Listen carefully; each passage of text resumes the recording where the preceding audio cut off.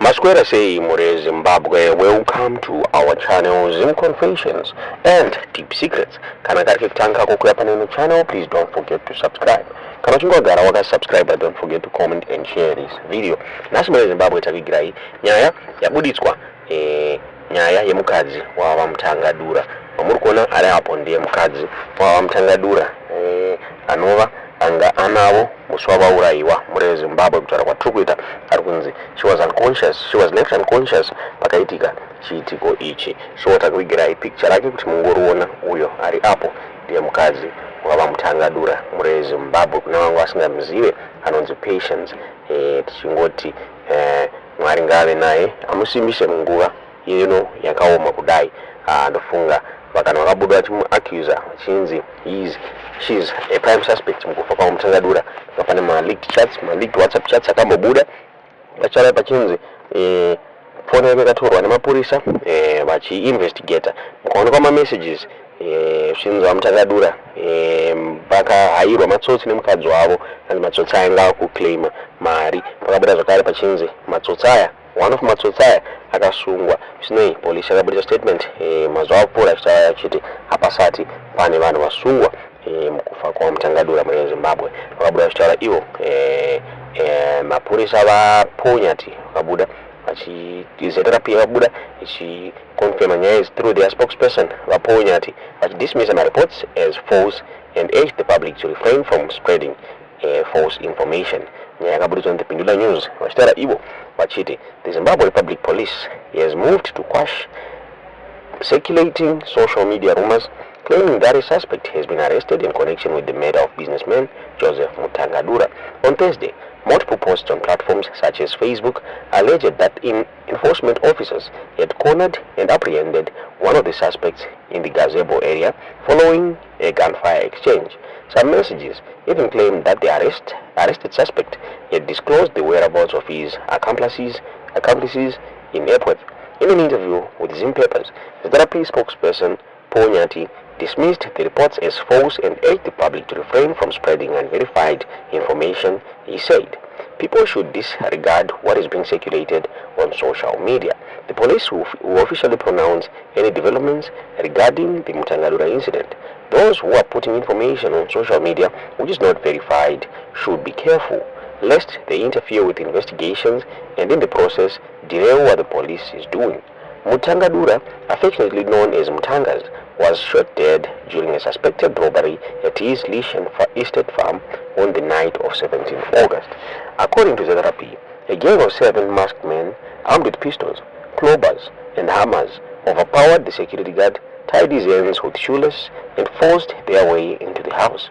Mutangadura, his wife, their son, and the security guard were all held at gunpoint during the attack. He was shot in the stomach while asleep beside his family, and reports indicate that 5 additional rounds were fired into his chest. He was rushed to Eden Hospital in Rua, where he was pronounced dead on arrival. Mutangaz, the owner of Lishen Estate, Mutangaz Panyama, and several butcheries, was a well-known figure in the business community.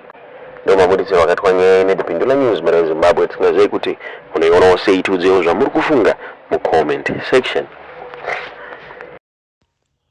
Mangwanani akanaka muri yeZimbabwe. Mangwanani ano ndinoda kukwazisai ndichiti Mwari akuitire zvakanaka. Mwari akukomborerei. Mangwanani ano ndikuda kutaura ndichiti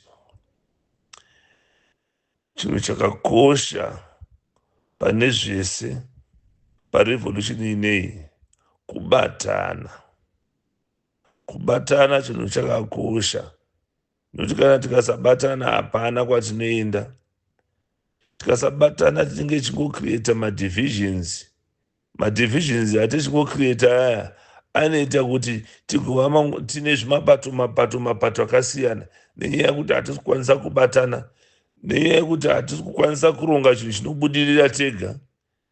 Saka hapana kwatinoenda kana tikaramba tichingotarisa kuti uyu aita zvakati, uyu aita zvakati, hapana kwatinoenda. Ngatimbofokasai nechinhu chimwe chokugadzisa nyika yedu.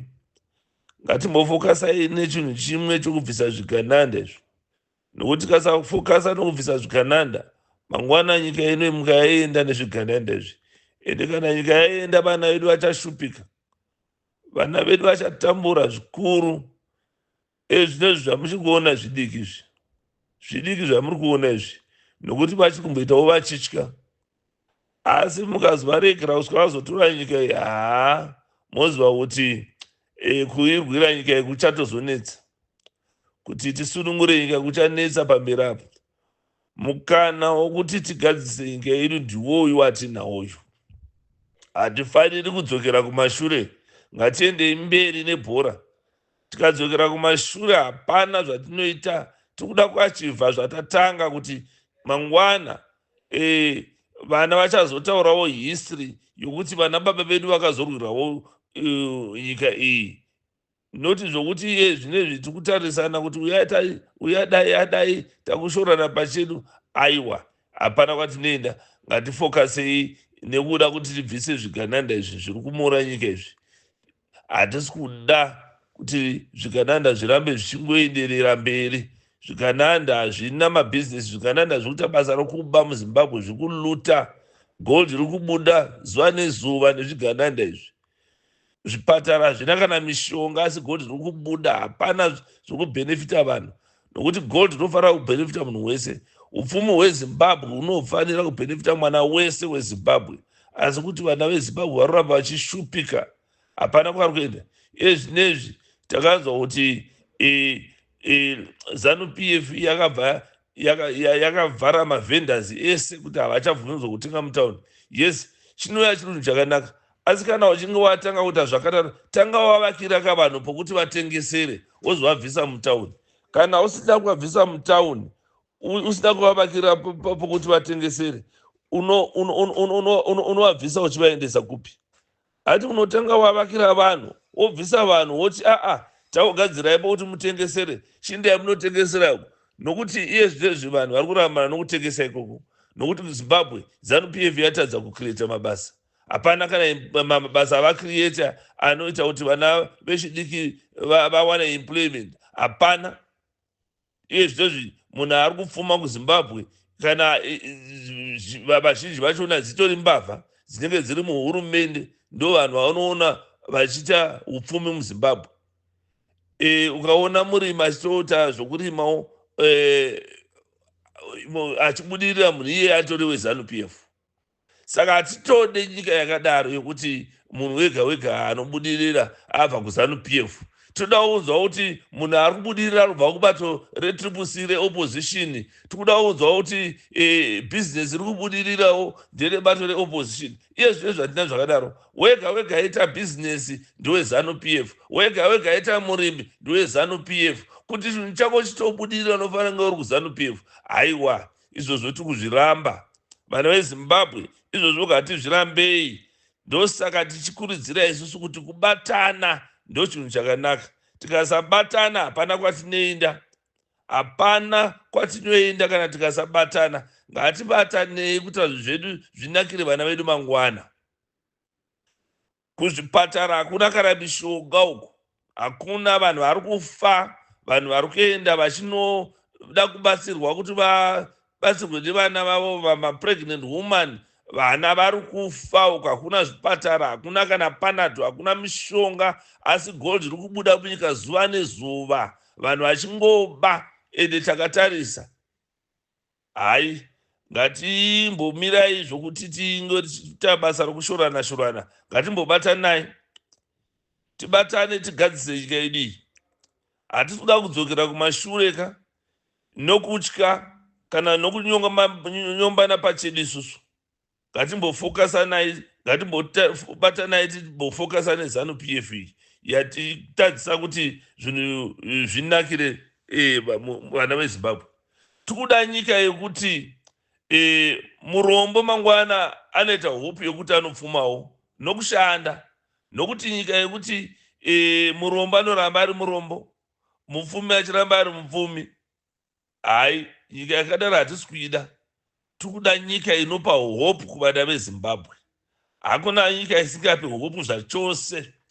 Zvinezvi takuona kuti vana vechidiki unowana munhu achizvipenda muviri wake wese achizvipenda achiita zvimaskitsi zvokuda kukambenera sewekineri kuti dai sewekineri vandionawo vandibhodipawo kana mota kana mari.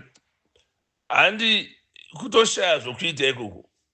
Saka isusu kuti hatisi kuda nyika yakadaro, tikuda nyika yekuti mayuthi vanomuka vachikwanisa kuzvishandirawo, vasina kuti vanobhega kana kuti sei, vachizvishandira vachiita mari yavo, vachizvitengerawo motikari dzavo, vachizvitengera dzimba dzavo, zvichibva pakushanda, noti zvichibva pakuda kuita zvimaskidzi zvokukambenera mbavha idzi.